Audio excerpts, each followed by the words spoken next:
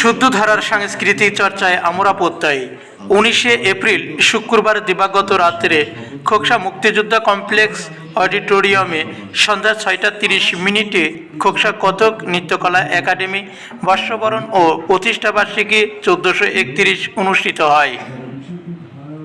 অনুষ্ঠান শুরুতে প্রধান অতিথি হিসাবে ইরুফা সুলতানা ও বিশেষ অতিথি খোকসা থানা অফিসার ইনচার্জ আন্নুর জায়েদকে ফুলের শুভেচ্ছা ও অভিনন্দন জানান।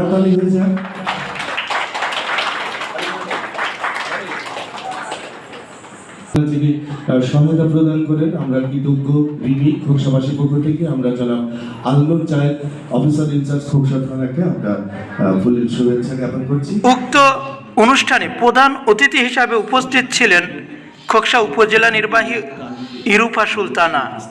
তিনি বলেন, প্রতিষ্ঠাবার্ষিকী উপলক্ষে আজকে সাংস্কৃতিক অনুষ্ঠানে